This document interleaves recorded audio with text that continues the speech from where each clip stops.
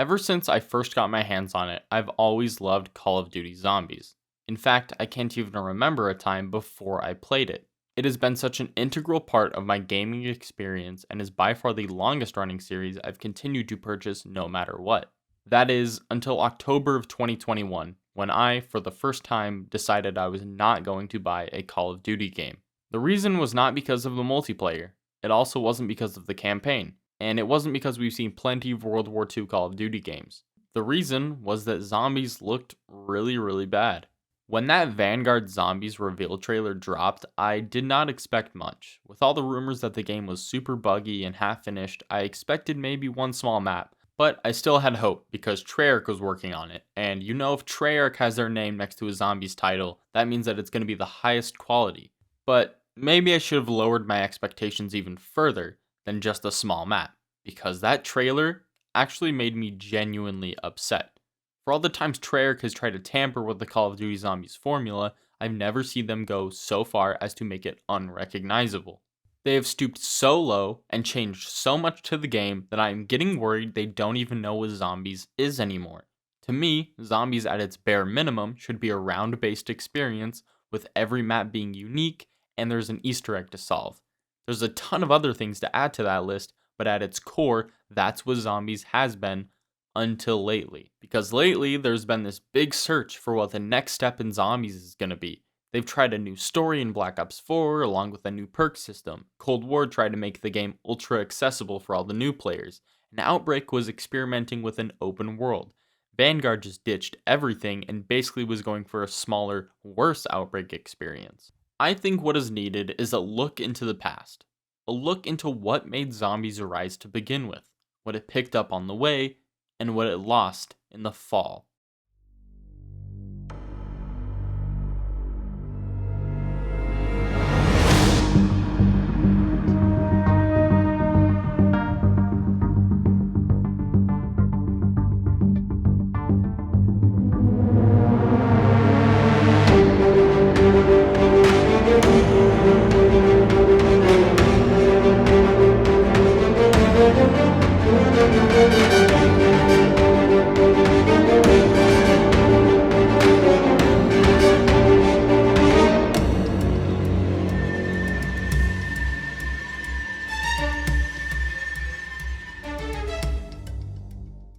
Zombies had a humble beginning. The most commonly held belief is that it was a side thought in World at War that somehow took off by accident.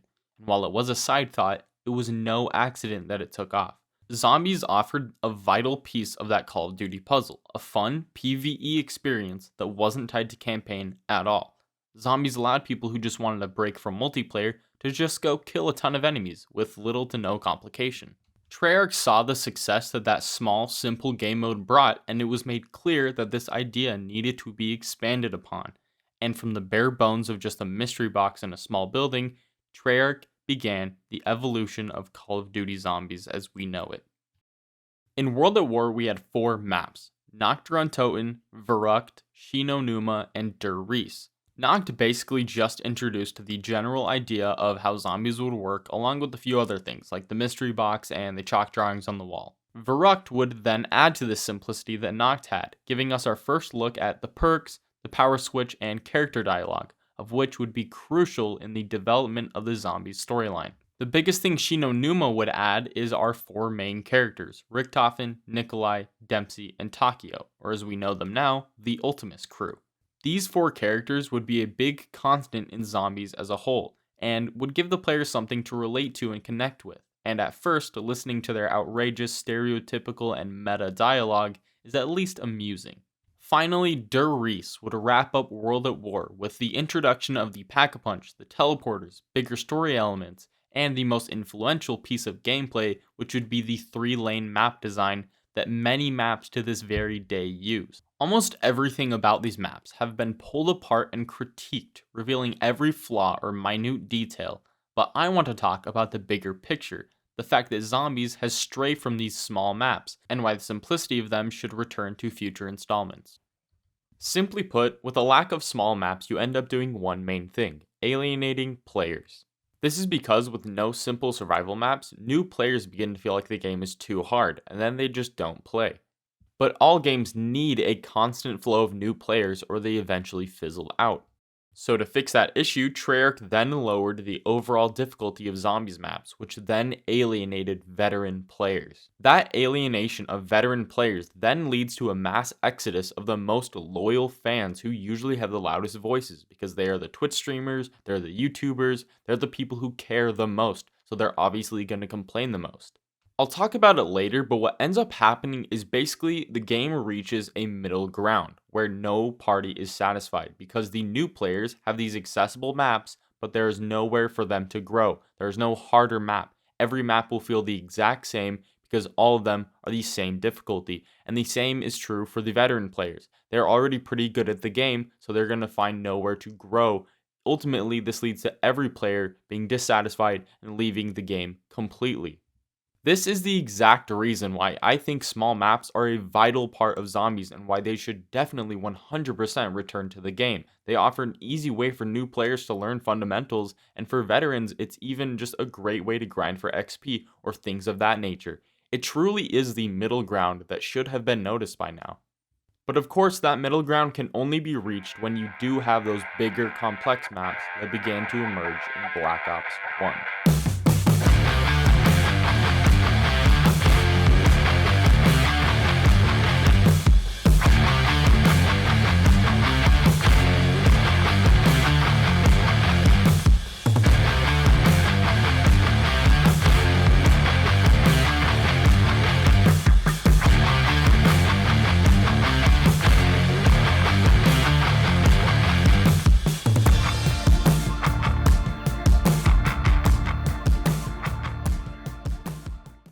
Black Ops 1 introduced a lot of things, including what we know as modern zombies maps. What I mean by that is a big map with 4 actual characters, an Easter egg, and some sort of story element. World at War had these at the tail end of its life cycle, but Black Ops 1 really built on them in a major way after Kino. I say after Kino because to me, Kino really only did one thing for the zombies community. It popularized training, and other than that, it really didn't introduce much that Der Riese didn't also have. Don't get me wrong, I definitely know training existed during the late stages of World at War, but was made way more popular with Kino. Just having that stage area single-handedly shaped the future of zombies. The maps started to become more horizontal and open with bigger areas to train in. That phrasing itself almost perfectly describes Ascension, the first DLC map for Black Ops 1. A map often referred to as one of, if not the easiest maps because it has one big open spot to train in along with the use of the Thunder Gun. In fact, Ascension was so easy that in future maps things were changed to make training more difficult, and while they were on the right track with some of these ideas, they are not all done perfectly. For instance, Call of the Dead added George Romero, and while he didn't make training impossible, it was annoying for players who couldn't deal with him.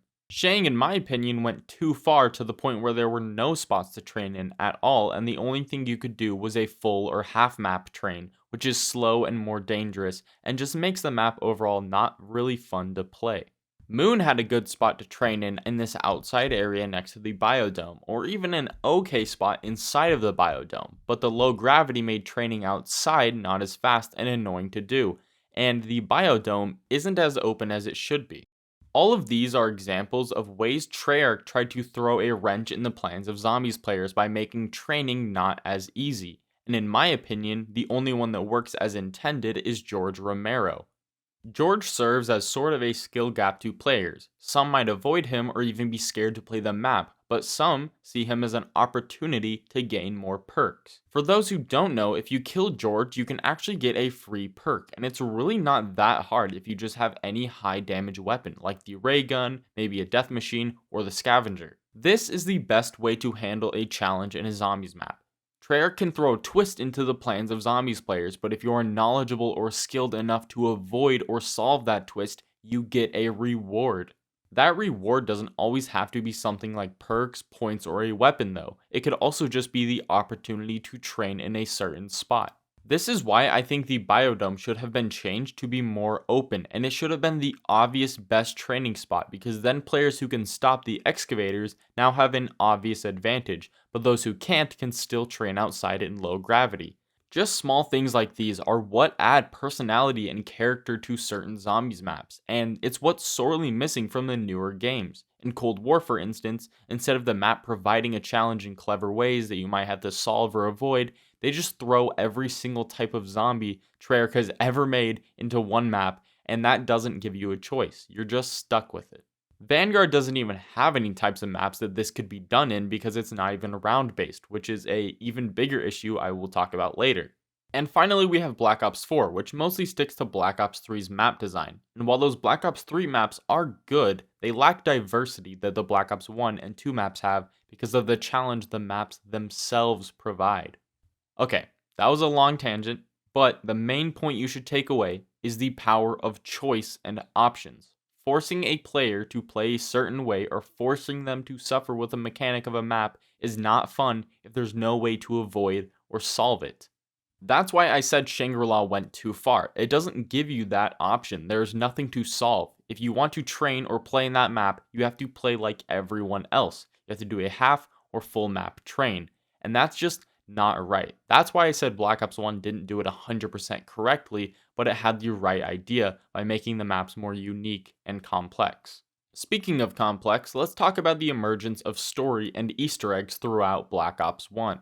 In my opinion, the role story and Easter eggs play in the rise of zombies is probably the most important. Story is a great way to connect people as all of humanity has arguably been driven by the power of story.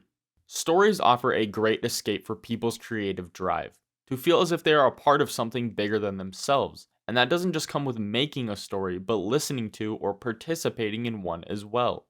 Feeling like you're an active part of something that has yet to reach its peak or conclusion is for some reason fascinating to people, myself included. This is the sole reason we love mystery. It's something that hasn't peaked, something that hasn't reached its full conclusion. It isn't a full story yet, and you need to find all the answers or you will not be satisfied. Easter eggs were the perfect thing to fill this niche for zombies players, as they provided both something to actively participate in, as well as a goal for you to accomplish in a map, and there's a mystery to solve, but most importantly, a story to fulfill. The first main Easter egg was in Ascension. It had you traveling throughout the map doing various things that made you feel like you were in defiance of the map. That feeling like you were breaking the rules by doing something not as intended is something that is very hard for Treyarch to balance, along with giving you a coherent, guided quest that players can actually solve on their own. And that feeling that players got on Ascension when they first saw that Easter egg must have been a good one, because from then on, the whole community had been hooked. The Easter eggs only got more complex from then on, and the story got more and more convoluted with each map that passed. And all of those Easter eggs in Black Ops 1, all of those maps, led to the climax of the game's story in Moon. While completing the main Easter egg, players learned that Richtofen took control of the zombies, and to prevent his control over the entire world, the players then send rockets to destroy the Earth. This is by far the best climax to any Easter egg even to this day. It has story payoffs, shock value, and a visual spectacle that is unmatched. There are others that have better story elements and gameplay aspects that I like more for those reasons, but overall, the Moon Easter egg ending has it all, and it still gives me chills to this day. Sadly, this is not all positive though, as the disastrous consequences of the Earth being blown up brought about something horrific, something no man should have to experience, something by the name of transit. The beginning of Black Ops 2 Zombies was a sad time. The months of hype with an expectation to top what Black Ops 1 left players with didn't end well at all. This all started when the reveal trailer showed the newest Zombies map named Transit. This one was supposed to change the game and be revolutionary in all sorts of ways. The main way it's revolutionary is in its map design that works completely different to every other map, and the best way to describe this is just by telling you how it works. You begin the map by spawning in a small playable area. A bus then takes the player or players to the next small playable area. This repeats multiple times, with you first spawning in Bus Depot and then going to the diner, then after that the farm, then the power station, then to the town, and back to Bus Depot. Each individual playable area has something you might want, like a perk, the box, some parts to build a buildable, or the pack-a-punch. In between each of those playable areas is the most infamous thing in the whole map, the fog. And you know what's in the fog? Denizens, motherfucker. They're gonna rape your face until you bleed. Both the fog and the denizens are meant to be a deterrent so you don't just walk around the map, and so it encourages you to use the bus. It also probably helps the game load when you do use the bus, because you slowly make your way from area to area instead of just rushing through the whole map. Like most maps that change everything about the zombies formula, it flopped hard, and Transit has since been criticized as the worst of the main Treyarch lineup. This doesn't just go for gameplay but story as well. Apart from Richtofen being the new voice of the power-ups as he's in control of the zombies now, and the small connections back to the old story, people really hated this new one and these new characters. Everyone really found them to be annoying and unlikable at best, and they had none of the charm that the other casts had, like in 5 or maybe in Call of the Dead, where you have celebrities in there that you can kind of connect to. These are just random people that are all really annoying and gimmicky in no redeemable way. Really, the only things that people really like about this map nowadays are the fact that sometimes with friends, Transit is so bad that it's good, and the separate smaller green run maps like Town are bare bones enough that they hold up no matter what.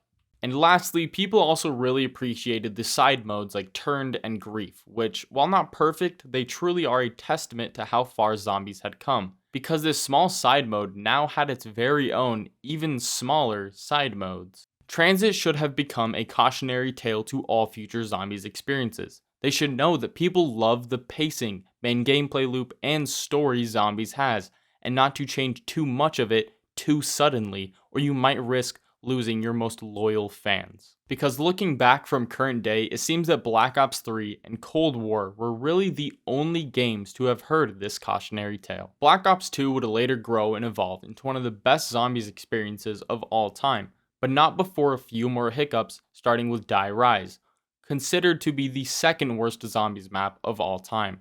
Die Rise took this idea of zombies maps being big and horizontal and both literally and figuratively flipped it, making the map about verticality instead. This didn't work on many levels, and Black Ops 2 would continue to be hated until its next release titled Mob of the Dead, a top 3 zombies map set in Alcatraz prison, and a masterpiece in the shit show that was Black Ops 2's early days. Mob of the Dead tweaked the zombies formula, and by that I mean it decided to have the story be the frontrunner with a great map to complement it. Everything in Mob is what I love about zombies, and to this day it is the map I most want remastered to the glory it deserves. The map is overflowing with character, story, and atmosphere from the very beginning when you first see that cutscene, and it never once loses it. Mob just does so many things right, like having a unique feel by not having a main power switch or quick revive, and instead giving you an arguably better substitute by going into Afterlife when you're downed or powering up perks. This map also changed the way buildables work, and you no longer had to only pick up one piece per person unless you were building the plane on multiplayer. That is a thing that to this day Zombies has, and I can't imagine it being any different. This map also has one of the best and most iconic Easter eggs that is supported by its amazing main cast of characters and that story that those characters present. The mobsters Finn, Billy, Sal, and Al Arlington, better known as the Weasel, are all inmates at Alcatraz prison. Due to complicated story reasons that I'm not going to go over, these characters are stuck in a literal cycle of revenge and murder. This cycle can either be broken or continued by doing the main Easter egg that has you fly in a makeshift plane to the Golden Gate Bridge 3 times and doing some other side things. After the second to last step, when you hear these characters' stories for minutes on end, where it's purely a story-driven experience, you go to the bridge for the final time. On this last trip, the person playing as the Weasel must then fight the other 3 players. If Weasel loses, the cycle continues, but if he wins by killing the other 3 players, the cycle is broken. By breaking the cycle and having the Weasel kill the other 3 characters is technically the canon ending, but both of them will end your game. Having the players fight each other to end a very story-driven Easter egg that involves revenge and murder is easily a top 3 zombies moment of all time, and it was the first time there was a technical boss fight at the end of an Easter egg. This map alone proves that there can be both great gameplay and story elements that work together in a perfect way. You don't have to choose one or the other, like we will talk about later when we get to Cold War. Overall, Mob of the Dead dropped the jaws of most, if not all, who played it, because it's one of the greatest maps of all time. It's not frustratingly difficult, it's not super easy, and it offers a great story. This map, along with another that we'll talk about in a bit, had set the new standard for what zombies was. And now that they had added all these great things, it was easily seen when one of those was taken away. This is very obvious when we talk about the next map, Buried, which did not deliver on the same quality as Mob of the Dead. Don't get me wrong, Buried isn't a horrible map. I actually really like Buried, and at once it was in my top 5 favorite zombies maps. But it is just too easy.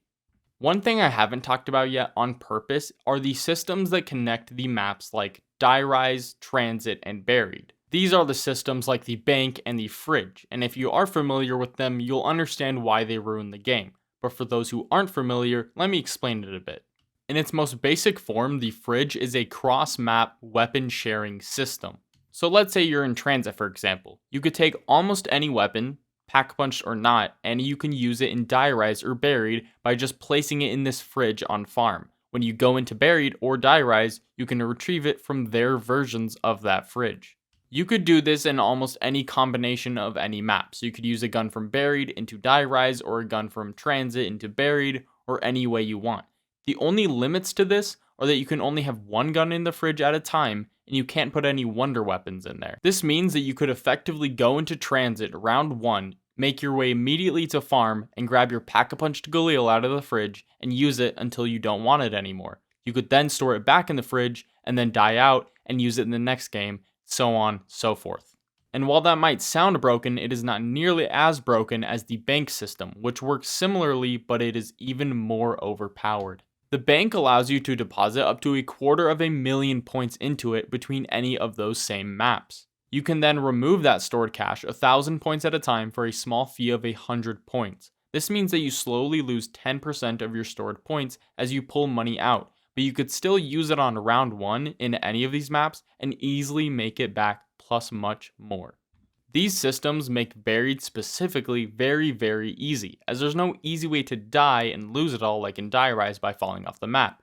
And it's simple and fast to get to, unlike in Transit where you have to trek around the whole entire map. With those systems in mind, you now have to force yourself not to use them in order to have a somewhat enjoyable experience on Buried. But if you do use them, this is how the game normally goes. You get in, immediately go down, you get to the bank, pull out as much money as you want, go to your fridge, pull out your Pack-a-Punched weapon, and then maybe get an even better weapon, put that in the fridge, get even more points, and put those in the bank. You can hit the box as many times as you want, you can get as many perks as you want, you can pack a bunch as many things as you want, because you have so many points and so many options right off round 1. This is why we haven't seen anything else like this afterwards in any other game, except for something that's almost as bad in Black Ops 3. But I'm getting ahead of myself. Let's get back to Buried. Buried is, sort of, the last map to have the Transit crew as its main characters, and it's also set in an old western town beneath the surface of the earth. And while it isn't a great map, it is one of my favorites. It feels very unique because of its atmosphere and setting, but gameplay-wise, it's mostly unique because of Leroy. Leroy is an NPC who is used to open up parts of the map that aren't buyable, along with other various things, but overall, he's an integral part of this map's progression. He is used from the very beginning in a creative way to both help and hinder the player, and that's what I love about his mechanic. Because just like George, he's a knowledge and a skill gap, because to the unexperienced players, they might find him annoying. They wish that they could just buy the doors that he opens. But to experienced players, he's a tool to help get buildables, or maybe lock down the mystery box, or keep a crawler, or to get more points. These are the type of mechanics that are missing from modern day zombies maps. They don't have anything that changed the fundamental gameplay. Sure, maps might have differences, and maybe the Easter eggs are different, but the fundamental way the map is played are always the exact same. And I will talk about more of that later, but for now, let's wrap up Black Ops 2. So far, this game has been hit, but mostly miss. You have Transit, which is almost unplayable, then Die Rise, a punishing map that has almost no good qualities, Mob of the Dead, which was nearly perfect, and Buried, which was fun overall, but too easy. The Zombies community really just wanted to at least be sent off with a bang, just have a great map to finish the game off.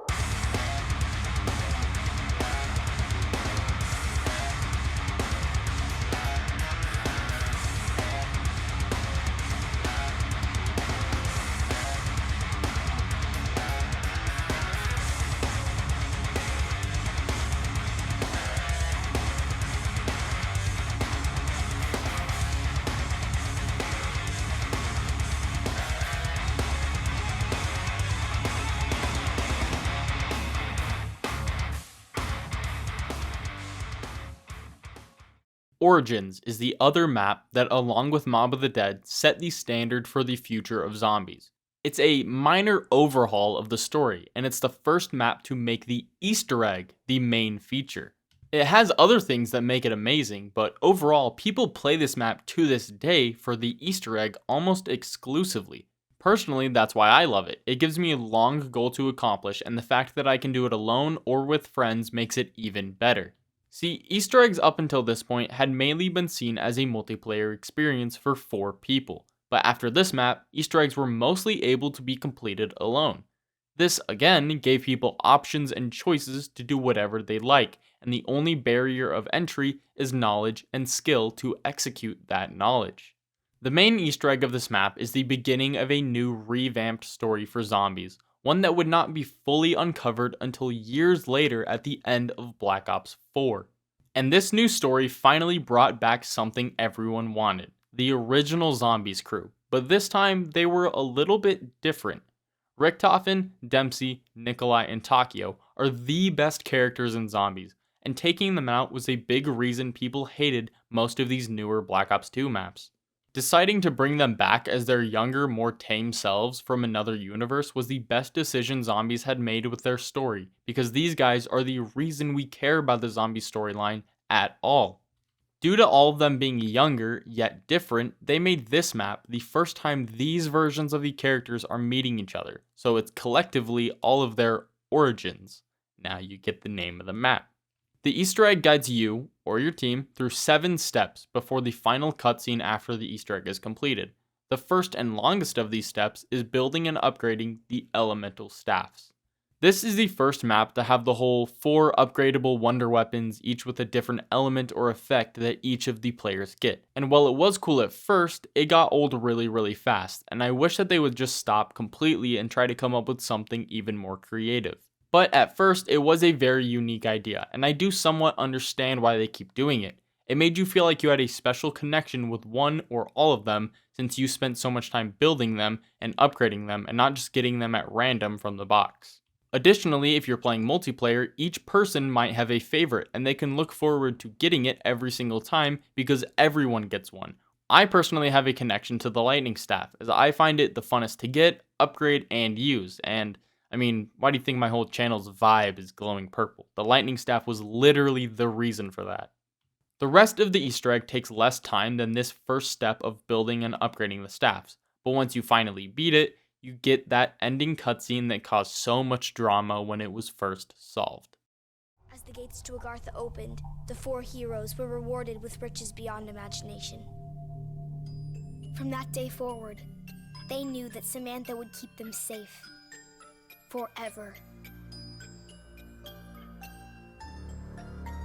You're getting everything wrong. I told you before their eyes should be blue. It's my turn, Eddie. I can do whatever I want. But you don't even know how to play properly. Girls don't know enough about zombies.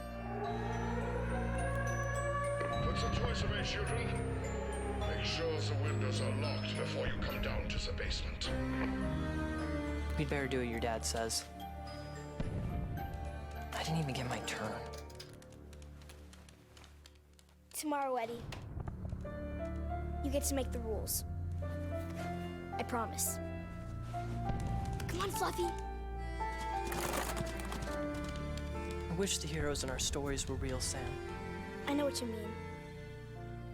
But we will make everything okay. At first watch, with no context, it clearly looks as if all of the zombie storyline and zombies in general is just in some kid's imagination. But that's not the actual truth behind it. It's a lot more complicated than that. But after Black Ops 2 ended, people had to wait 2 whole years to finally get some answers on where zombies was headed.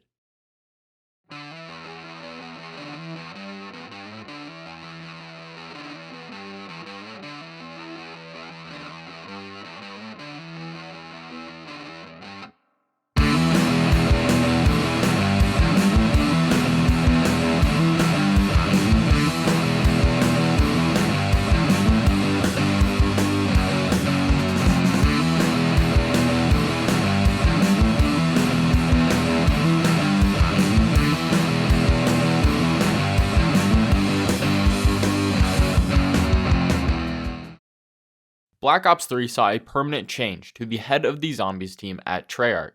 This change was the new creative director of Zombies, Jason Blundell, the man who had significant influence in maps such as Derice, Mob of the Dead, and Origins. Just by naming off those 3 maps, you might already be able to tell what he brought to the table. He has a very specific talent for storytelling, which is what Zombies really needed at the time.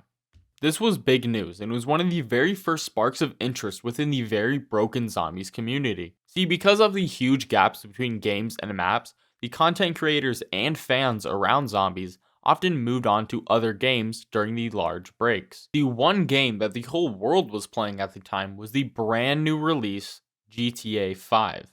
And no, I am not joking, and yes, it really has been that long. Most of the YouTubers were now GTA or maybe Minecraft creators, but some stuck by and held out until the Black Ops 3 hype began to grow.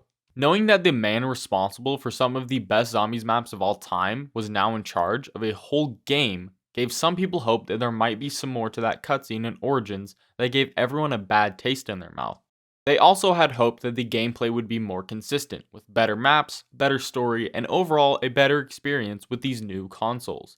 And with every teaser, every reveal trailer, and every Jason Blundell interview, the community went from broken and fractured to the biggest and most hyped it had been ever before. After what seemed like forever, Shadows of Evil was released alongside the Giant and a new system called Gobblegums. First, let's talk about Shadows of Evil, the Cthulhu-themed zombies map that draws a lot of inspiration from Mob of the Dead. Just like Mob, this map features 4 new characters that only appear in this map and tell a very specific story needed for the overarching Black Ops 3 story in general. To keep it short and simple, there are these aliens. So they're called like Apothicons, and then there's these other there's these other aliens. They're called Keepers. And they look the same, but they aren't. Oh, but there's also this thing called the Summoning Key. It's really powerful and like stores souls inside of it. And there's this book that the gameplay of this map and game are both familiar yet also new in a lot of ways. Most noticeably different is that instead of dolphin diving, there's sliding, and you have to get hit 3 times to go down instead of 2 when you don't have Jug. The things in Shadows you might recognize are a sort of afterlife mode that is called Beast Mode. It's used to power up perks and such. It's basically just afterlife mode. And you also have these sacrifices that you can activate that sort of act like Origins generators. But instead of powering up a certain area, because you have the Beast Mode to do that, they just are used to open up Pack-a-Punch. Once that Pack-a-Punch room is open, you can then begin your quest with the Easter egg that is only fully completable with 4 players. By the end, you'll get this short cutscene that shows, well, just watch it yourself.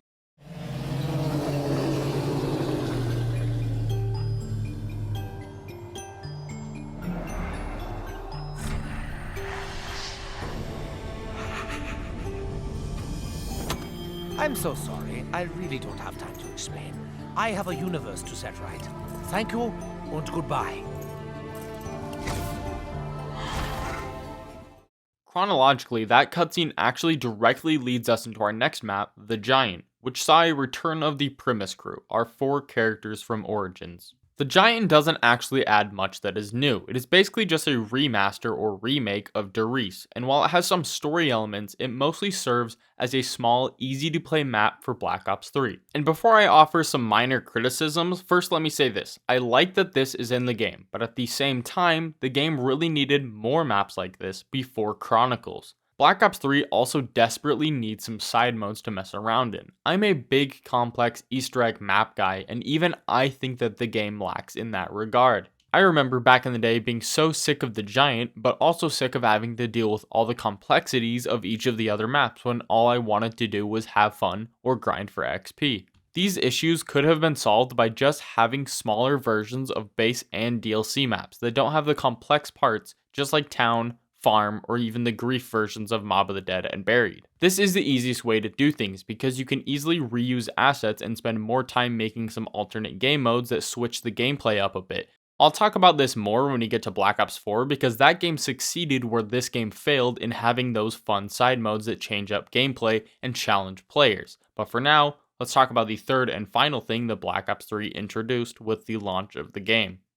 When I first used Gobblegums, I thought they were a fun addition to the game. They're optional and they don't really change much.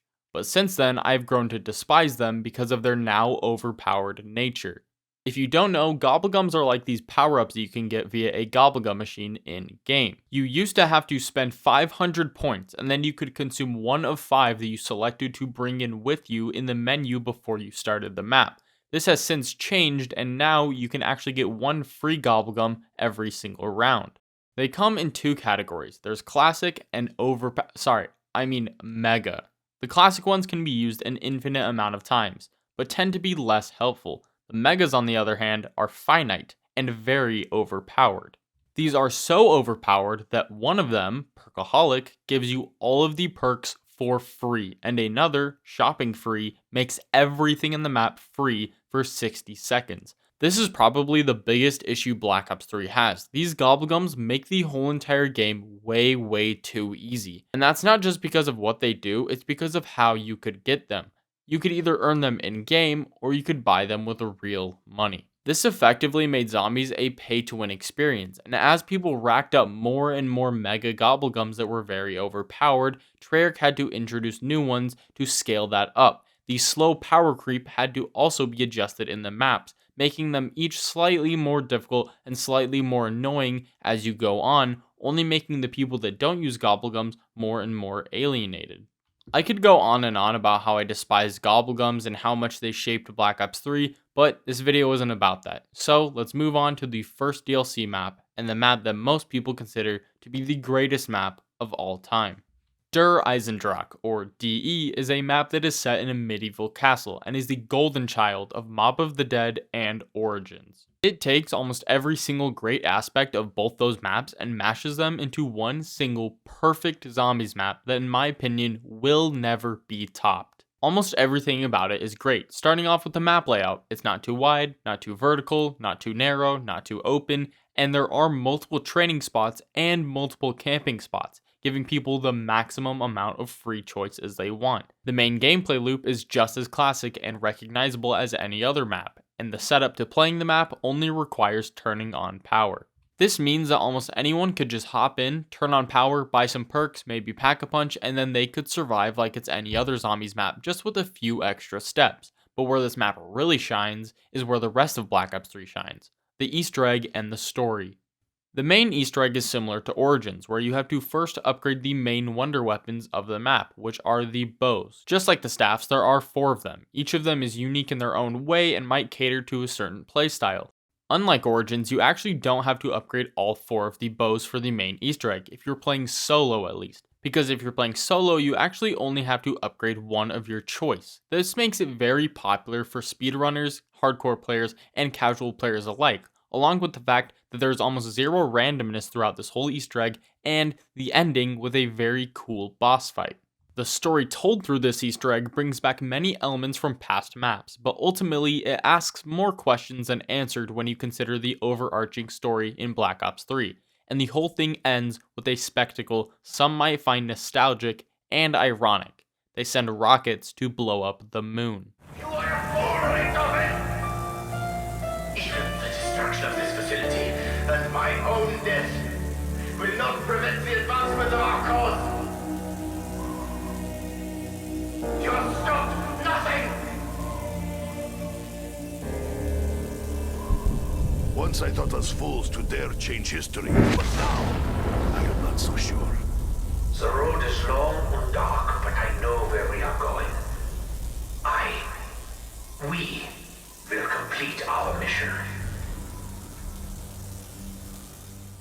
This map does take place in an alternate universe, so it doesn't directly affect what happened in Moon, but it is still super cool to look at if you end up going for high rounds once the Easter egg is over.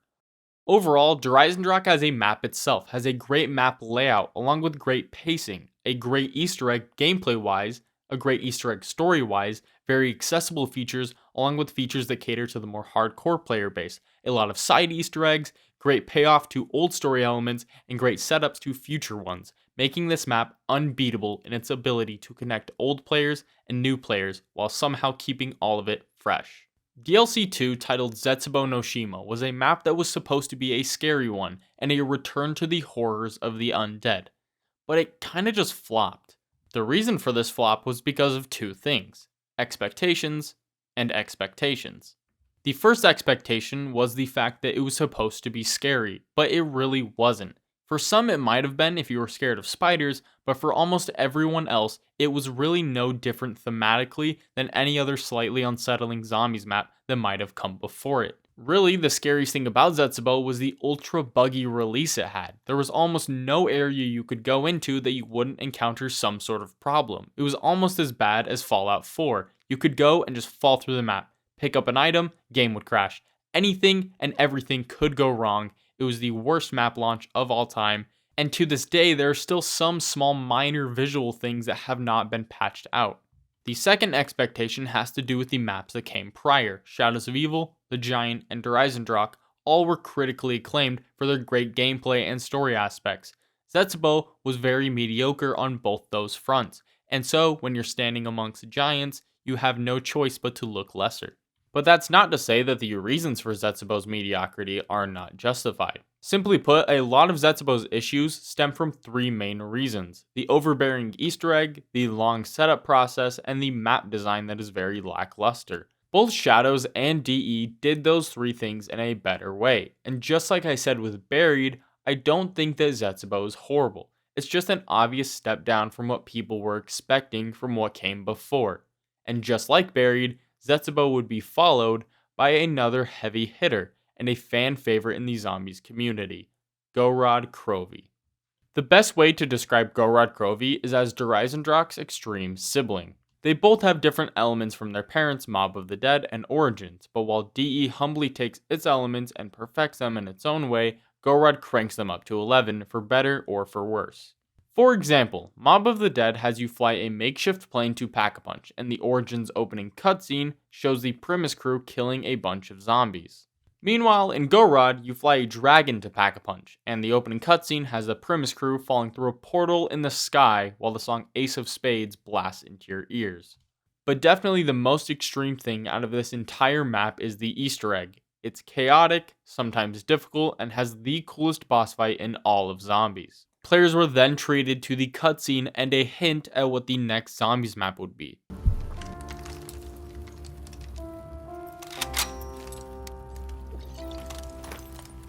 You think you will kill me now? I am sorry, Nikolai.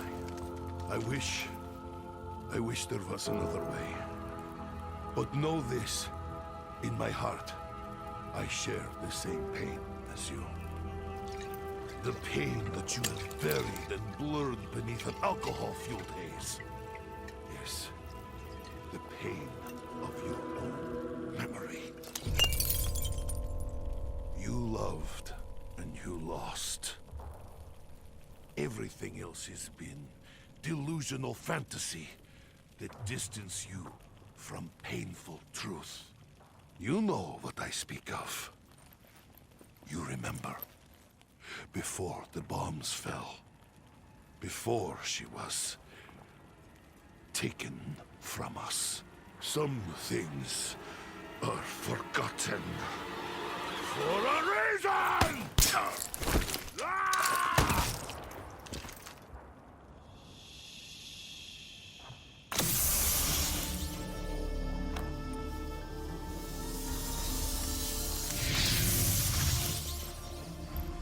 It is done. The souls have been collected, Maxis. We will see you soon.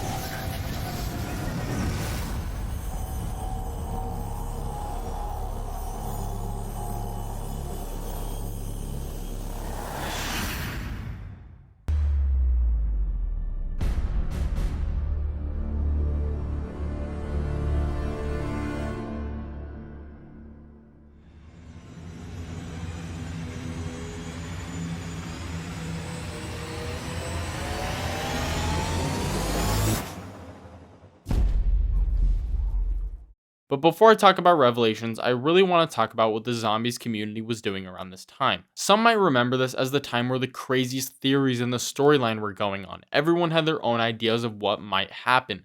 But others might remember this as the time where the Z House was first introduced. Me, I personally look back and my fondest memory is Easter eggs for charity.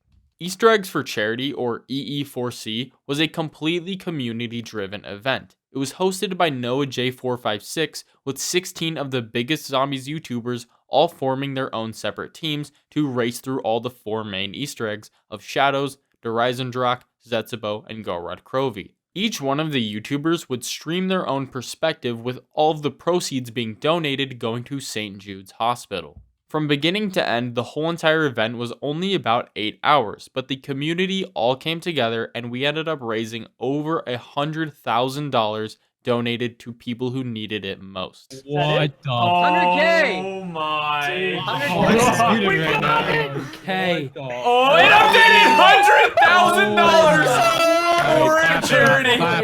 Who was that? Who was that? Well done. Yo! Show yourself on Twitter. Epic gets a poster. Hold on. Yeah, hold on. Let me Yeah, he check. can have the wall power poster. That's the last one I can give away. Yo, It's man. all his. It was Mr. T. It was him. As summer started to come to a close and the new school year started to begin, everyone was really looking forward to one thing. Revelations was supposed to be this grand experience, everything wrapped up in a neat little bow and all these loose ends tied up in the storyline. And while it did serve both of those purposes in some sort of way, nowadays everyone looks back at Revelations with one word in mind.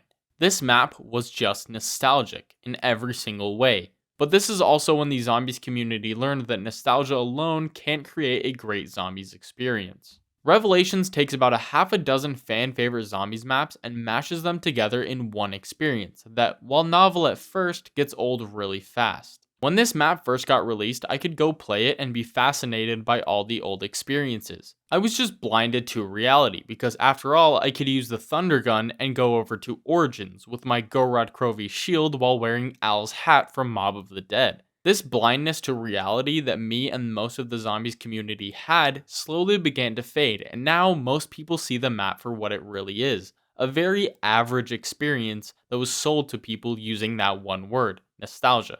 But here's the thing that some might find surprising.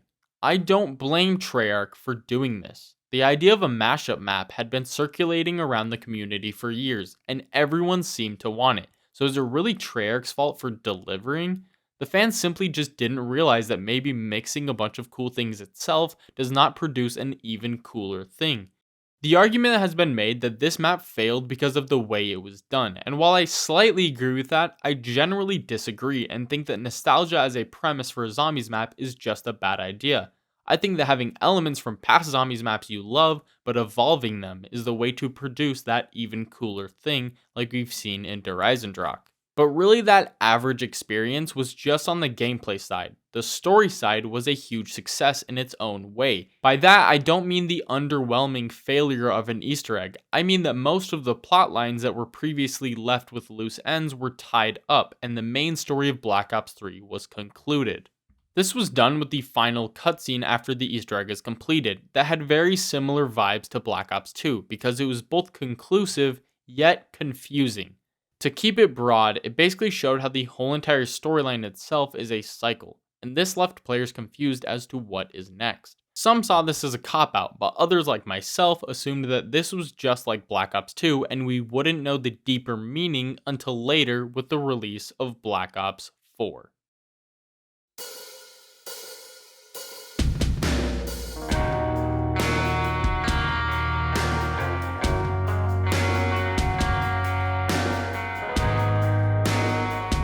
Connection terminated.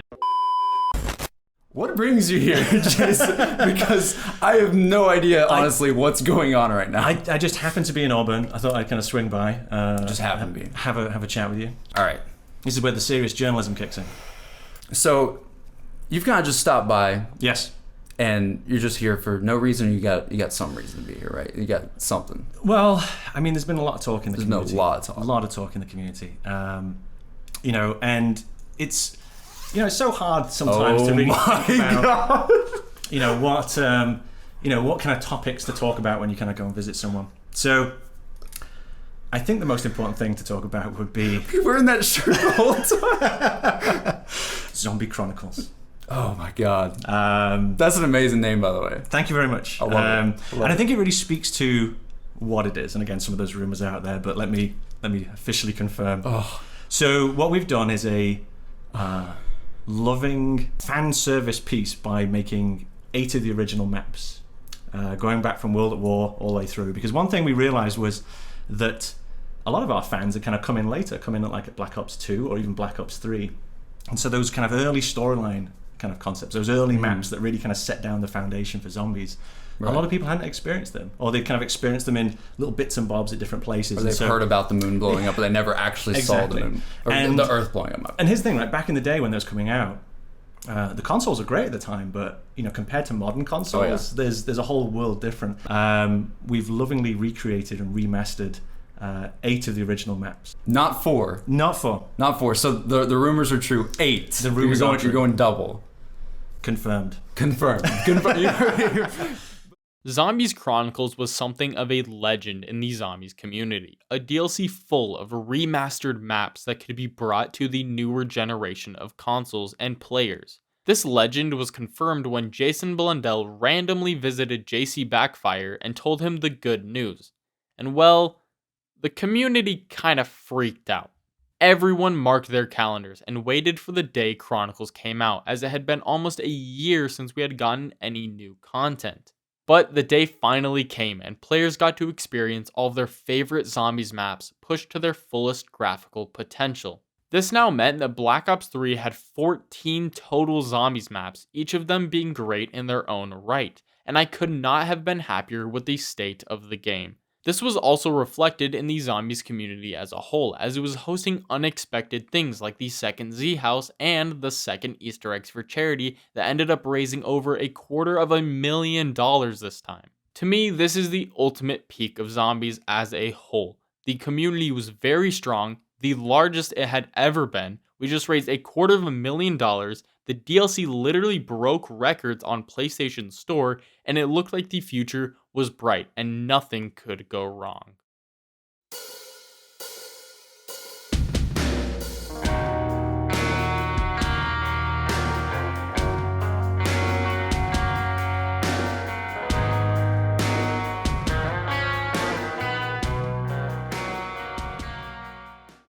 Black Ops 4 had a lot of hype building around it. The game boasted a bigger release than any other with 4 maps on launch.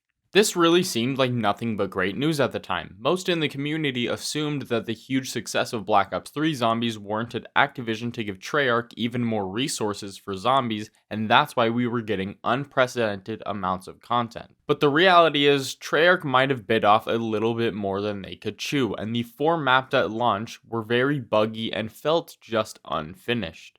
The 4 maps in question are Voyage of Despair, 9, Blood of the Dead, and Classified. 2 of these maps, Blood of the Dead and Classified, were part of the Aether storyline, which is the main continuity of Zombies consisting of everything we know up until these next 2 maps, Voyage of Despair and 9. These 2 maps are a part of the Chaos storyline, a brand new direction Zombies was trying to take that boasted 0 connections to any of the other previous maps, apart from some unavoidable gameplay connections like guns and some perks. Speaking of perks, let's talk about how this game changed a lot in terms of what people came to expect from a Zombies experience. The phrase best used to describe the change in Black Ops 4 is fixing what is not broken. The perk system, for example, had a balance in World at War to Black Ops 3 that, while not perfect, ultimately did not need changes forced upon it by Black Ops 4. This new system completely changed how perks worked by taking out perks people loved and replacing them with ones that could have been added with the old system as well. Treyarch called perks like Juggernog and Quick Revive crutch perks, as basically you had no choice but to use them over other perks. Their thinking was that by removing them from the game and giving them to you automatically, it would leave room for you to buy other new, specific ones that could help you with a certain playstyle. But this just shifted the problem to a new area. Now some of the perks that were added became the new crutch perks, and everyone would just use the same set of 4 best perks. This brought up the fact that the whole perk issue could have been solved just by giving the player 6 perk slots instead of 4. This would allow you to buy more perks, but you could still keep the iconic perks in the game. Another thing that was changed was the pack-a-punch. Instead of pack-a-punching once and then you have the option of doing it again for a small bonus, now you have to do it 4 times just to get up to full power. This was a constant drain on points, and just felt like you never really got powerful because by the time you pack-a-punch, the zombies would already be at your level, and that would happen 3 more times. The other 2 major changes were the Specialist and Gobblegum systems. Specialists were in Black Ops 3 as well, but they took a form of an in-game achievable weapon that you got during the course of the Easter egg. Black Ops 4 just gives you your desired one right at spawn, and they upgrade as you use them in-game. The Gobblegums were also changed to be less OP and more accessible and renamed to Elixirs. You can now carry 4 of them and use them at any time with a slight cooldown, but the only issue is that it takes up your whole D-pad, and now with all of the specialists, perks, and elixirs, your HUD is very cluttered along with all the other things like having to show your points and the rounds. But Black Ops 4 doesn't have completely negative changes. It also has some important quality of life improvements that I should address. These changes include a delayed spawn for power-ups to fix the frustration of getting an unwanted nuke after knifing a zombie. Max ammos now filled up your magazine so you no longer had to reload beforehand. You could also buy the mystery box, and if you didn't want the weapon that you got, you could knife it and share that unwanted weapon with a teammate. You also no longer lost all of your perks when you went down, instead slowly losing perks the longer you stay down, which very heavily incentivized fast revives. The mutations menu was also added, letting you customize your game in a ton of ways that didn't affect stats or leveling. But the best thing of all, in my opinion, is Treyarch's effort to make quality side modes like Gauntlet. Gauntlet is something I would very much have loved in Black Ops 3, and something every zombies game going forward should have. For those who don't know, Gauntlet is a side mode where each round you're given a different challenge to face or disability to overcome. The goal is to reach round 30 as fast as you possibly can, and holy crap is it fun. Almost all of my best memories from this game come from Gauntlet because it combines the need for raw skill and the ability to look ahead and set yourself up for long-term success. The other game mode in Black Ops 4 was Rush, which I don't like as much because it's only good with friends opposed to Gauntlet, which can be fun solo as well. Other than those game modes and some quality of life improvements, Black Ops 4 mostly echoes Black Ops 2, but in the opposite way. Instead of changing the map layouts and trying to flip that system on its head, they changed the game itself and tried to flip that, which just so happens to ruin all the maps because now you can't choose between a good and bad map. They've all just been morphed into a bad experience. And I hate to say that because some things in these maps are actually pretty good if you ignore what gameplay has morphed them into. This leads me directly into talking about the maps themselves, and I'm gonna do this by splitting all the maps into 2, Chaos and Aether. I'll talk about Chaos first, as these maps were supposed to take over the future of zombies, but instead ended up falling flat. With that, let's first start off with the Voyage of Despair, one of the launch maps, which has the Chaos crew hitching a ride upon the Titanic. Voyage is generally regarded as a mediocre to bad map, and other than its setting, it is mostly forgettable. For example, ask almost anyone to name the wonder weapon on this map, or describe a single Easter egg step, and all of them, including me, will struggle to come up with an answer. It just felt as if this map had so much potential and it was supposed to be the Chaos map that everyone would love that would make them fall in love with this new storyline, but that didn't end up happening at all. Instead, the next map, 9, would be the Chaos map that most people would play and the best map in all of Black Ops 4 in my opinion. But first, let's quickly talk about the failure of the Chaos story. Overall, it's not a bad story actually, but it was just done at the wrong time, and from the player's perspective, it took valuable time away from the Aether story that we wanted a good conclusion for. This led a lot of people to bash on the Chaos maps and just outright not play them, which led to its ultimate demise. For this reason, I will not really be talking about the story, and for those sad about that, well, you should be used to disappointment already, so it shouldn't be a big deal. 9 is actually a really good map and is special in the fact that it uses Black Ops 4's system to its advantage. The map does this by splitting the main gameplay areas into 4 sections that each house a perk. You are then carefully guided through these areas to get certain perks and upgrades first before leading you back out to the main spawn/training area. 9 is also a map that likes to throw a lot of things at you, specifically it has a ton of enemy variety, and while normally I wouldn't like that, I think it really works well in 9 because it's set in a Roman Colosseum. And because of that setting, things like spawning in with a specialist weapon and having a bunch of challenges throughout the map really make sense within context of the map, and it builds a great atmosphere. This is why I said 9 feels like it uses Black Ops 4's systems to its advantage, but other maps really feel weighed down by the system. For example, high enemy variety in other zombies maps actually doesn't really work as well as it does in 9. This is because the best zombies maps usually have around 3 zombies types. You have your normal zombie, and then maybe like a Hellhound type special zombie, and a boss zombie like the Panzer or Brutus. Any amount added after that usually becomes a lack of creative design with how the map handles difficulty. It becomes a way of just shoving enemies into a player's face instead of making the map itself challenging with the environment or clever gameplay aspects. For example, and I hate to bring this up again, but George from Call of the Dead. This again will be brought up in Cold War, but it's a shame that the slow power creep in zombies with a lack of great map design has led to this, and I hope that it's fixed if we ever get another good zombies game. Alright, that was a long tangent, but now let's get back to the Chaos maps.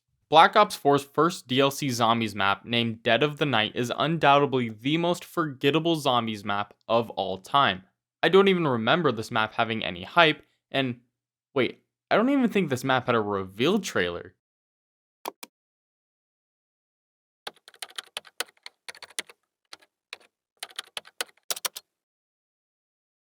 Huh? There's no way the intro cutscene was uploaded to YouTube a whole week after the map itself was released on PlayStation. That alone goes to show the obvious lack of interest people must have had for the Chaos maps if Treyarch didn't even bother to market the map whatsoever. But apart from the total lack of hype it had, the map was also a prequel to the other Chaos maps, which already makes it undesirable from the start, and the only positive I can really find about this map is that it has okay gameplay and the atmosphere does feel very unique.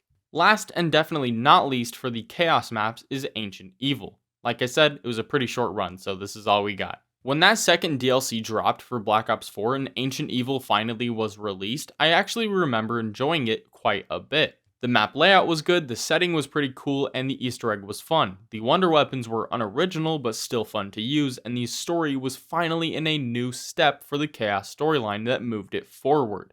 Well, not really forward, but closer to its demise, I guess. Looking back from this point, I can at least say the Chaos maps went out on a high note with Ancient Evil, and who knows, maybe the Chaos story will continue at some point, but for now, the conclusion is left unfinished with no signs of a revival. The Black Ops 4 Aether maps are among the most controversial maps of all time. Some people love them, some people hate them, and me, well, I think we deserved better, and the people who love the storyline deserve an apology. The 2 maps we got at launch were Classified and Blood of the Dead. The maps were both remakes of previous zombies maps, and both disappoint me to my very core. First, let's talk about Classified.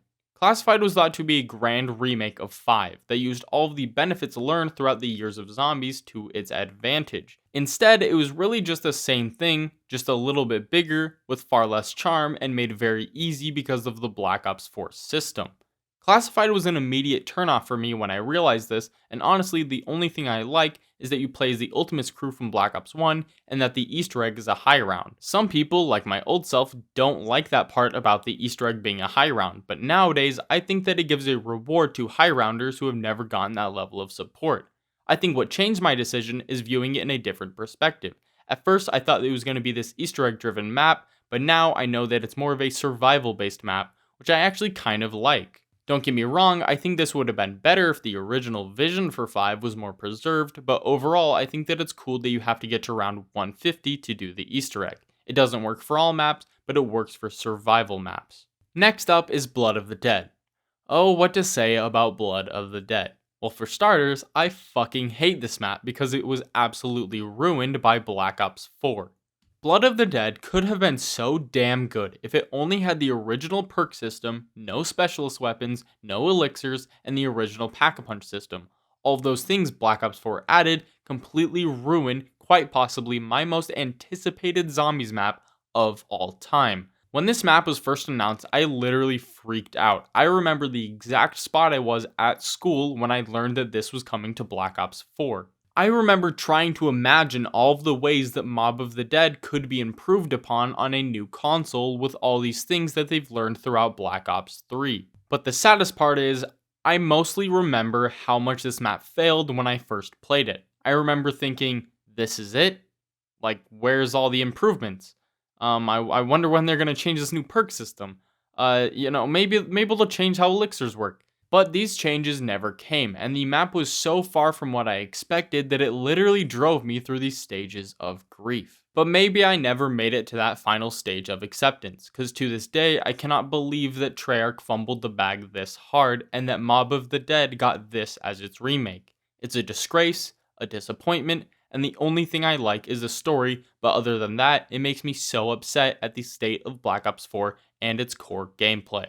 Alpha Omega was the map that was introduced in DLC 3 of Black Ops 4, and it's yet again another remake of a zombies map. This time around, it's Nuketown, a multiplayer map everyone loves, and a zombies map that I didn't mention in Black Ops 2 because I feel like it didn't fit in well. Alpha Omega does something really good though. It actually builds upon the bare bones map it took inspiration from. Granted, that's not very hard to build upon a tiny map like Nuketown, but with the remakes, this is how it's done. You gotta take a map that had very little to no critical acclaim and make it better. Now, I'm not saying that the map is perfect. It does have some flaws, but at least it improved upon something. On the story side, there's also some pretty cool improvements, because in this map alone, you get to play as a mixture of Ultimus and Primus crew, something the fans have dreamed of for a while now. Listening to different combinations of those two groups talk to one another and share stories is still a very fond memory of this map, and I wish we could have seen it more, and we actually should have. But after this point, there was an abrupt end to the story that we have known and loved for a decade. So what is the last Aether Zombies map?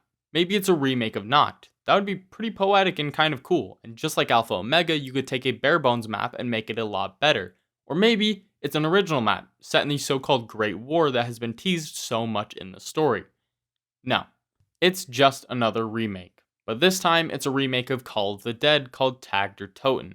That makes Gorod Krovi the last completely original zombies map in the Aether storyline. But if you thought it couldn't get worse, you actually play as the Victus crew, the same people you play as in Transit, Die, Rise, and Buried, and the most hated zombies characters of all time. So, yeah. You probably already know where I'm going with this, but I hate this map a lot. In fact, I despise it so much that the first time I played Tagged or Toten, I got on for about 10 minutes before quitting and just deleting Black Ops 4 altogether. Afterwards, I waited for the Easter egg to be solved and I watched the final cutscene on YouTube to once again be disappointed at this finale of zombies.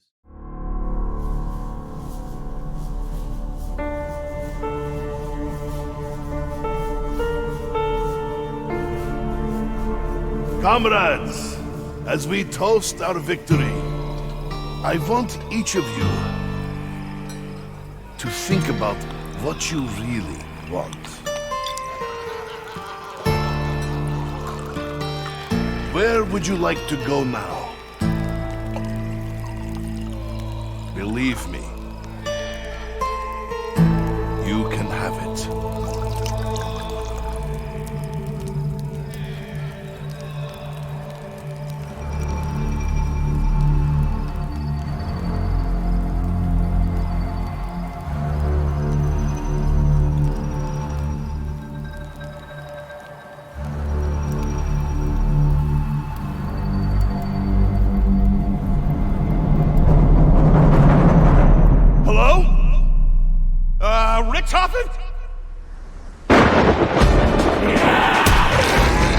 something gone wrong?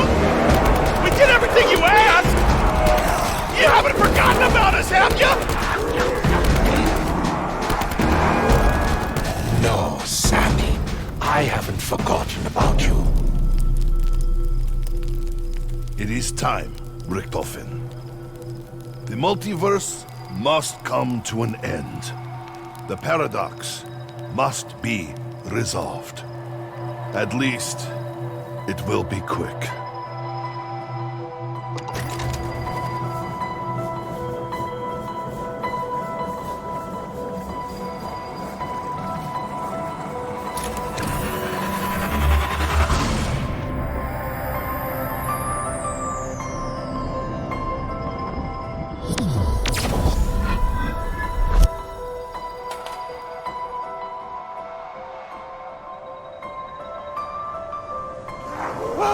What are you talking about? We found the Agarthan device! I know. And I'm so sorry. Me too, Richtofen.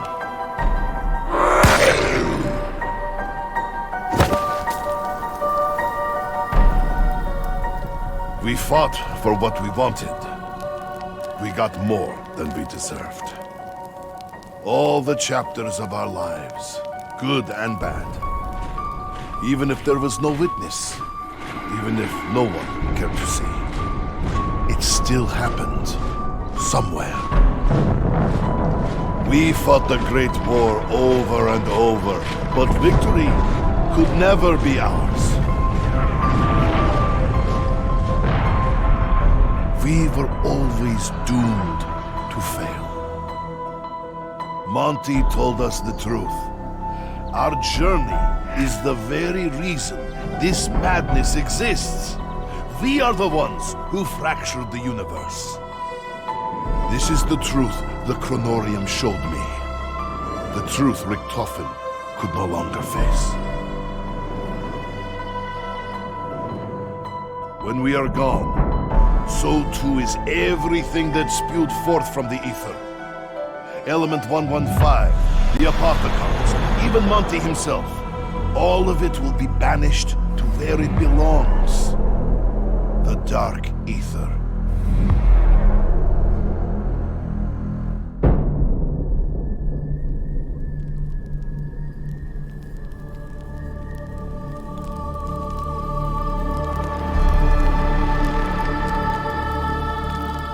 We should not be here. Our time has passed.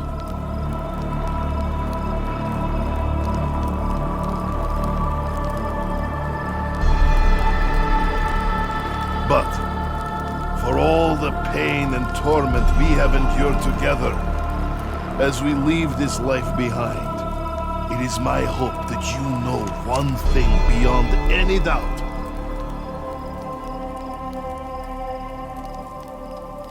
Look away, Eddie.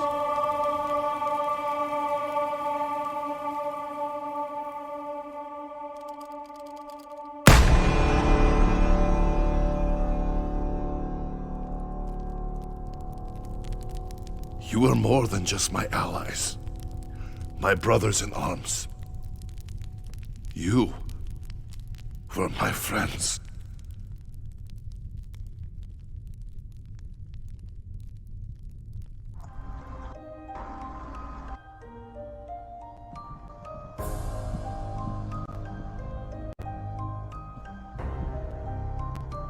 I would like to return to my home, my beloved, before the bombs fell, if only to die by her side. I see myself at peace, serene, sitting beneath a cherry blossom tree, listening to the joy of my children at play. I think I'd like to teach medicine, maybe pathology.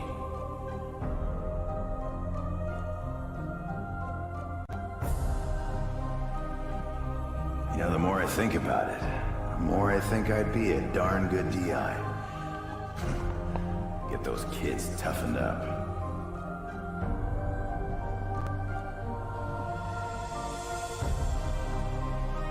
I would like to be in favorite bar, but as long as I have vodka, I am a happy man.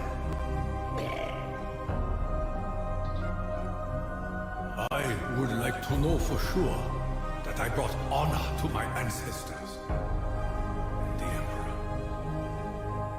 I should probably try to relax. Take up a hobby. Maybe I could open my own morgue. Let me think about it.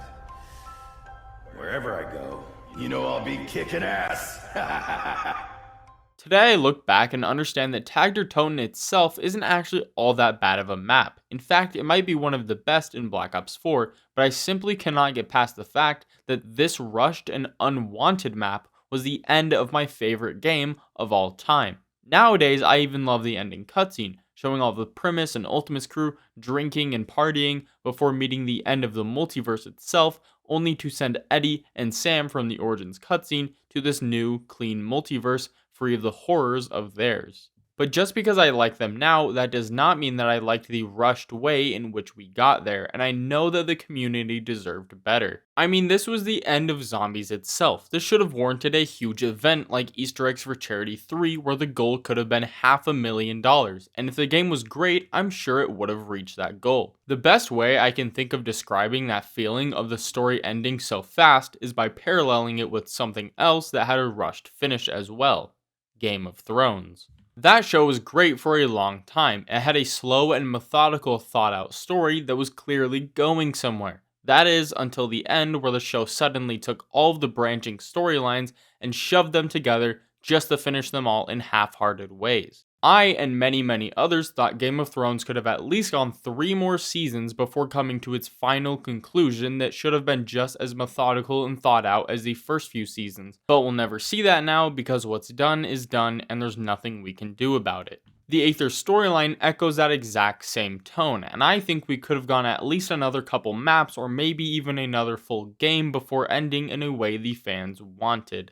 And in fact, that was the plan. Keep in mind that what I'm about to say isn't 100% confirmed to be the truth from Treyarch, but after listening to them, you might come to the exact same conclusion that I've come to, that this rumor is most likely true, and it would make a lot of sense if it was the case, and I don't see it being any different. Also, huge thanks to COD Zombies HQ. This is where I got all this information from, and that's where I got these screenshots that you'll see on screen from, because I don't have a Twitter, because I have standards. Basically, Black Ops 4 was going to have 4 additional maps, 2 of which would be Chaos and 2 Aether. I'm not going to talk about the Chaos ones because nobody cares, but I will talk about the Aether maps. So this was the original plan for Black Ops 4. At launch, you would have Blood of the Dead and Classified, then Alpha Omega, then Tagder Toten, except it wasn't going to end there. Afterwards, there was going to be an Origins reimagining set in the Great War where you could use the original staves. And finally, very fittingly, the last map would be you playing as the Ultimus crew in the Dark Aether as an original setting. This original plan makes so much more sense, and now I understand why everything felt so rushed, because we only got 2/3 of what we were originally supposed to get. Additionally, after these maps, we were supposed to get a Zombies Chronicles 2, where we would get faithful remasters of maps like Mob of the Dead,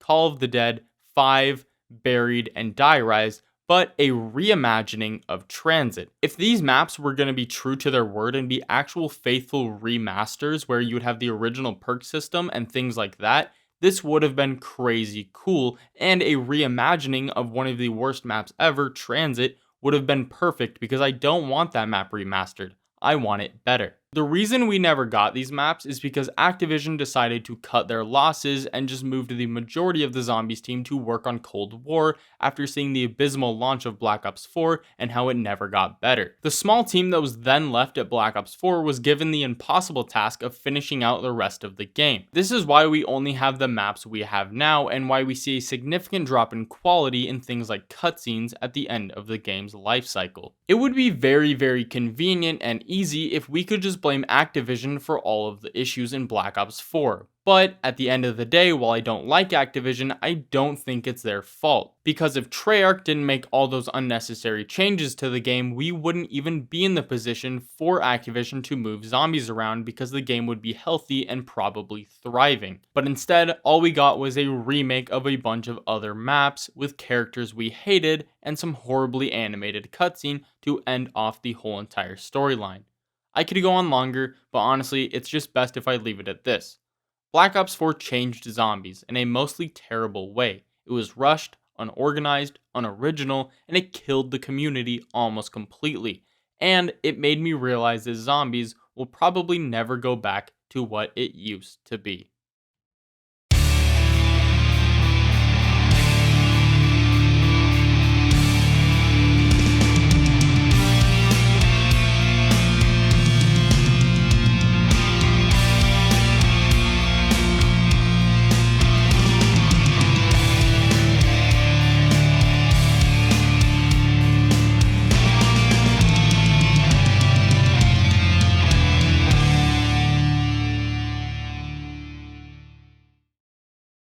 Cold War Zombies is a fantastic fresh take on the zombies formula, yet it lacks the character to improve upon it in any way. Before release, I was very skeptical of Cold War Zombies. The trailers looked cool and there were many words being thrown around about this being a classic yet new zombies experience, but still, I was skeptical. It's hard from a player's point of view to tell if the words coming from a developer's mouths are true or if they're just being fed to them by the marketing team. I was well aware of this, and throughout all of the footage leading up to release, I kept a level head and always expected it to be worse than what was shown. To my surprise, the first time I actually played Cold War Zombies, I actually felt that immediate classic feeling I hadn't felt in a long time. I could tell that this was truly a great start for a zombies game, and I loved all of the quality of life improvements that they carried over from Black Ops 4, along with the slight twists that the game had that weren't too alienating. For instance, weapon rarities now offered a different view to the mystery box. Now you could take a chance at getting a good gun just in a low rarity, or a bad gun made good because of its high rarity. You could also spawn with any weapon, but it wouldn't hold up for very long. This is because you spawn in with the very lowest rarity of weapon, and just like other low rarities, it can eventually be upgraded to that highest rarity. It just takes time to do so, and you must choose what your best option is. The Pack-a-Punch also has some very much needed changes as well. Gone are the days of spending 5,000 points to have the best version of your gun. Now you must spend 5,000, then 15,000, then 30,000 to finally reach the peak of weapon power. This is better than Black Ops 4's Pack-a-Punch system in a lot of ways, but most noticeably it's the fact that it takes far less time and that your weapon at max damage actually feels very powerful. Speaking of powerful, let's talk about perks. In this game, there is no such thing as a crutch perk like Juggernog, because now you have the ability to get all of the perks. Having that lack of a cap on perks means that either all or none of the perks are crutch perks because you're always going to get all of them. And while this is a pretty good short-term solution, long-term gameplay-wise, this might be a little bit too far because then the game compensates in future maps by adding a ton of enemies that cause the games to get very chaotic very fast. Other things that Cold War have changed are the removal of any sort of gobblegum or elixir system. The specialist weapons have also been replaced by field upgrades, these abilities that cater to certain playstyles. There was also the addition of an exfil system, giving you the added option to leave the game by choice for bonus rewards. The point system had also been overhauled, and there was a new addition of a long-term upgrade system that uses a new in-game currency called Aether Crystals that, unlike Liquid Diviniums, could not be bought using real money. It would take me a very long time to go through all of those changes individually, so I will not, but just know that those are all things that I think are generally good or that I'm neutral towards. And finally, for everything that's negative about this game, I'm going to have to yet again talk about the story side of things and then get into the individual maps. This new story is called the Dark Aether story. It's a continuation of the Aether story, but set after the events of Tag der Toten. That means that in this new reality, the only connections to the old reality are Eddie and Sam, who came through the portal at the end of the Tagter Toten cutscene. I actually love that as a premise for a new story, and I think it could have really worked well. It's too bad that the way gameplay works kind of ruined the whole thing. Zombies has always had 4 set playable characters who all interact, giving you something to connect to, but in Cold War, this is not the case. In this game, you just select any operator you want, just like in multiplayer, and play as them. The story has to now acknowledge this fact and only give you information through radios or written dialogue, and your characters cannot react to any of it. This completely destroys the character back and forth that was standard in previous maps, and it makes you feel nothing towards any character at all. You're also not this group of heroes traveling the world on a quest to save it. You're just a Black Ops unit tasked with doing a mission. And if that mission were to go south, I would see no reason that they can't just replace you and your team and get it done another way with another team. This disconnect between the player's lack of character and what the story is trying to accomplish is just unavoidably shallow if you do not have 4 distinct playable characters to connect and bond with. Characters that need to have their own motives, so then when they betray someone or die, you feel as if a part of you allowed that to happen because you were them. The maps in Cold War are the exact same way in that they are shallow and have no personality or character. And by that, I mean that apart from tiny gameplay and aesthetic changes, they mostly all feel interchangeable and play in the exact same way. To explain this fully, we must go into the very first map of Cold War, D Machine. D Machine is yet another remake of an old Zombies map, but not in the same way as Black Ops 4. In fact, this map doesn't really call a ton of attention to the fact that it's set in a Cold War era Nocturne Toten, and often I forget that this is technically a remake. On the surface, this map offers a ton, and it is very, very fun. But if you look any deeper, you'll find that it has a lot missing. This was fine at first because the main gameplay loop of killing, upgrading, and exfilling in Cold War was fun enough. But once I went deeper by completing the main Easter egg, I got a feeling that this surface level gameplay loop was not enough to keep my attention throughout the whole entire game's lifespan. I've always loved doing Easter eggs. They let me optimize, strategize, and challenge myself, and by not having a hard or complex one, D Machine, to me at least, became very empty. The Easter egg is not very complex in a lot of ways, but most noticeably, it literally highlights every single object that is needed to complete it. This has never been done before, and because of this and many other things, I fixated on the idea that this was a simple Easter egg because they wanted this to be an introduction map for those who want to enter the realm of zombies Easter eggs. That would have been totally okay if that were the case. Give the new players a map to hone their skills and introduce them into the complex Easter eggs of zombies. But then the next map, Firebase Z, did the exact same thing, just in a new location. This was my biggest fear when Firebase Z was coming out. I knew that if the Easter egg was the exact same way and the map layout was just as open, it would only be fun a few times because that gameplay loop of killing, upgrading, and exfilling had gotten boring. There are only so many times I can train until round 30 before it stops becoming a game and starts becoming a chore. This is why throwing a twist into gameplay works so well in previous maps like Call of the Dead with George and in Origins with the robots. It makes the map feel completely unique, and it's something you always have to worry about or work around. Firebase Z kinda has something like this with the assault waves, where you have to defend an area on the edge of the map from invading zombies.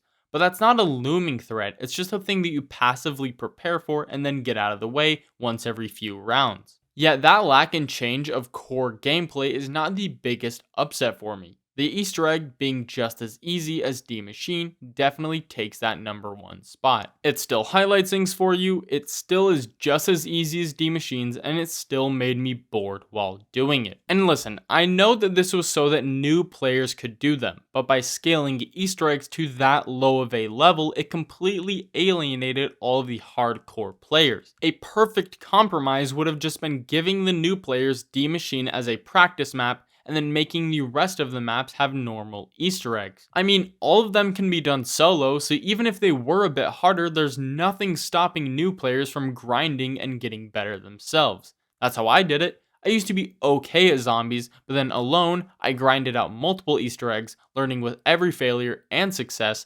eventually getting to the point where I am now. If those past Easter egg skill ceilings had been lowered to Cold War's level, I would not nearly be as skilled as I am today, and I definitely would not have found it as rewarding when I finally beat an Easter egg for the first time. If making Easter eggs difficult by default like they did in past maps isn't an option that Treyarch is willing to explore anymore, then at least making a harder difficulty that players can enable might be the right path. This increased difficulty option could do a lot of things, including but not limited to adding extra steps that are difficult, removing the highlighted parts, adding a perk cap, and at the end it could give you extra rewards. This, to me at least, seems like another balance worth exploring, but sadly, for these next maps in Cold War and for the foreseeable future, it seems like Treyarch knows what they want for zombies, and people like me are going to have to change if they want to enjoy it.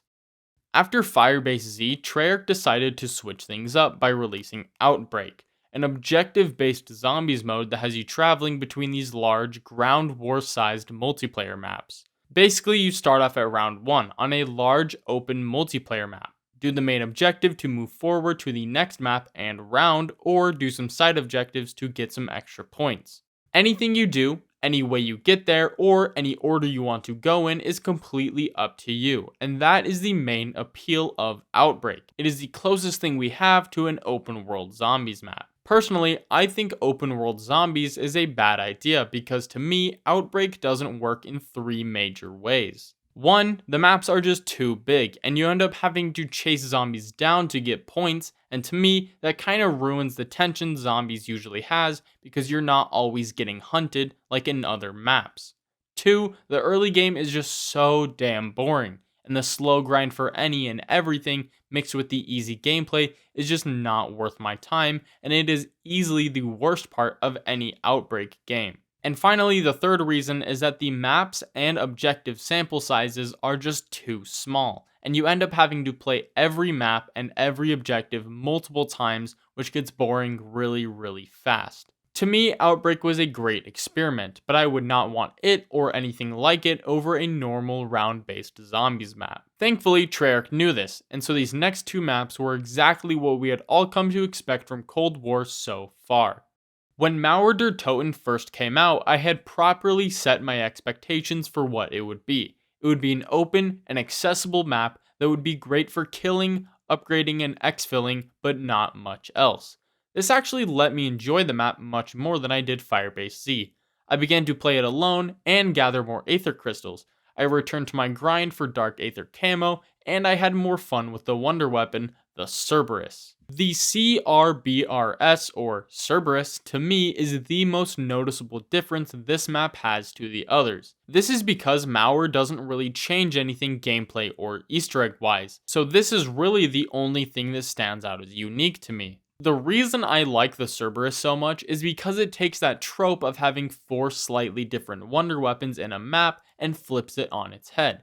Now, there's one wonder weapon, and by killing zombies, you can switch between 4 attachments that each change how the gun functions. Each attachment has a certain amount of ammo, so you can't have one for too long, forcing you to slightly alter your strategy with every random attachment change. It's kind of like how in Breath of the Wild, you have to keep grabbing new weapons because the weapon durability is so low, and I really like it. But having a wonder weapon be the only unique feature in a zombies map leads to bigger issues, especially if it's one that is very easy to obtain because you get used to using it, so you just drop the map after about a week or so because it can't stay entertaining for that long.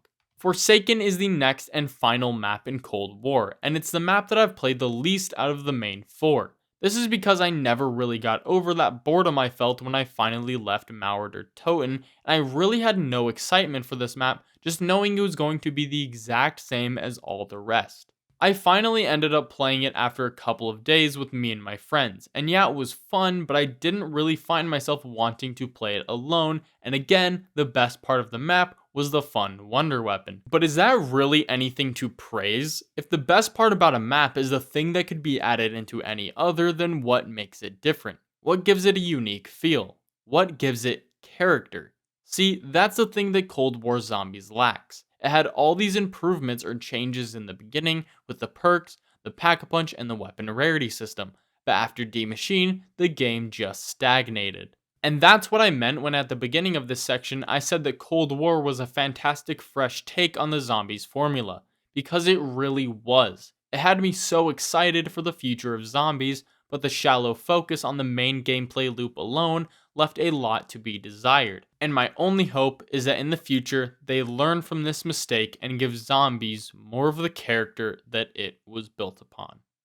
And that was meant to be the end of the Cold War section, but as of April 2022, there are rumors of a Zombies Chronicles coming to Cold War. As I understand it now, the maps that are rumored to be remastered or reimagined are the 3 Victus maps, that being Transit, Die Rise, and Buried. The rumors might also suggest that these are the exact same ones that were being worked on that were getting reimagined and remastered back in Black Ops 4 for their Zombie Chronicles. So we might even be getting some sort of variation of Call of the Dead, Mob of the Dead, and 5. But these rumors are not as concrete as they might seem, because to my knowledge, there's also rumors that there's a standalone Zombies game coming in the near future. This possibly means that these maps are not getting worked on for Cold War, but in fact are getting worked on for this newer game. Something that could support that is the fact that recently Treyarch announced a brand new super Easter egg that was being added into Cold War. Around that same time, or even on that same post, they also said that they were not going to add any additional zombies maps into the game. Now, I would also not take that at complete face value, because they could just be attempting to get people to back off because everyone was so sure about the 3 Victus maps being added into Cold War as the Zombies Chronicles DLC. But at this moment, it kind of seems like a toss-up. These maps could be being worked on for a brand new standalone game, or be worked on for Cold War's Zombies Chronicles, and Treyarch could just be lying. Getting both of those into their own separate lane now allows us to talk about each of them as a separate option that Treyarch could take. Firstly, let's talk about if they were added into Cold War as a Zombies Chronicles. I could see it going one of 2 ways. It could either be bad because it's too similar to the old map, or it could be bad because it's too similar to Cold War's new system. I just really hope that they could find the middle ground that would make these maps perfect, because these maps are very unique and could really use Cold War's updated system, but at the same time, Cold War's updated system could really use a unique map, because God knows that Cold War doesn't have any of those. Our second option is that Treyarch has a dedicated team in charge of making their very own standalone zombies game. In that case, I really hope that all of the fan favorite zombies maps and the classic ones get completely faithfully remastered, but not touched after that. And then all of the worst maps like Transit, Die Rise, and most of the Black Ops 4 ones get completely overhauled to make them as good as all of those other maps. That to me could be the greatest thing Treyarch could ever do to the zombies community. I mean, zombies has been on a downward spiral for so long that this is really what we deserve. The community could finally be rebuilt from the complete ashes that it is at the moment, and we could finally get back, and who knows, maybe even have a 3rd Easter eggs for charity. Even with what zombies has been recently, I still look at Treyarch and have high hopes that no matter what option they take, they will figure it out. And I have even higher hopes that this whole part doesn't become ultra ironic if it turns out that all of these rumors are completely wrong. In World at War, Treyarch built the foundation for zombies, ultimately setting the bar for what we would expect as a bare minimum experience. In Black Ops 1, Treyarch built upon that foundation and introduced us to more complex mechanics that gave each map depth. Black Ops 2 was a pivotal learning curve for Treyarch, and they saw that the path forward would be through Easter egg heavy and story driven maps like Mob and Origins. Black Ops 3 perfectly cements that idea, using old mechanics and new story and Easter eggs to make a near perfect streamlined experience that today has yet to be topped. Black Ops 4 was the beginning of the fall and was a failure on most fronts, and it's hard to see how zombies went from its highest point in Black Ops 3 to one of its lowest in the span of one game. Cold War was a pleasant surprise, and it actually improved the main gameplay that Black Ops 4 ruined, but it didn't improve much else, ultimately leaving the game feeling very surface level. All of that finally brings us to Vanguard, the lowest point in Call of Duty Zombies by far. Vanguard doesn't work like any other zombies game, and honestly, it doesn't have any redeeming qualities. It was made more than a decade after World at War, but somehow still feels more empty and bare bones. Vanguard lacks a ton of things that Zombies has always had, and changes just as many to make the experience almost unrecognizable. The biggest of these changes is the round system, and it completely changes the way the game fundamentally works. Rounds in Vanguard do not function like we have come to know, and instead you must complete an objective to progress through the map like an Outbreak. But instead of these big open maps that gave you a lot of freedom and choices like an Outbreak, Vanguard just replaces that with these small, empty areas that offer no freedom in how you play at all. This is the biggest change that we have ever gotten to the Zombies formula, and therefore it created a ripple throughout the rest of the game that caused many other things to be changed for worse. For instance, now you get far less points for killing zombies, and a large portion of your points now come from the objectives that you are forced to complete. This means that the act of killing zombies is now the secondary objective to the zombies game mode. The weapon rarity system was also made more shallow because now the rarity and pack-a-punch are one in the same, making pack-a-punching completely useless because now you can just hit the box and get the highest rarity, and now you're fully pack-a-punched. The perks are also completely changed, and to max out each of the perks' capabilities, you now have to buy the same perk multiple times. This is the incredibly dumb way that Vanguard tries to sort of imitate the Aether Crystal system in Cold War, but the problem with it is that now there's no real reason to play multiple games. You could just get in, do all the objectives, get 2 fully pack-a-punch guns, get all the perks, and you have literally experienced all the game has to offer. What the fuck? What the fuck is this? That is not funny. Again, I feel like it needs to be repeated how much this game actually blows. It literally has nobody liking it. Unlike other games like Black Ops 4 and Cold War that have their cult and casual followings, Vanguard literally has nobody. I repeat, there is nobody out there defending Vanguard, and for a zombies game, that is almost impossible to accomplish. I just don't understand how we could have gotten to this point. The dice must have been rolled and landed on Troy because we are living in the dark timeline. 1, Troy. Damn it.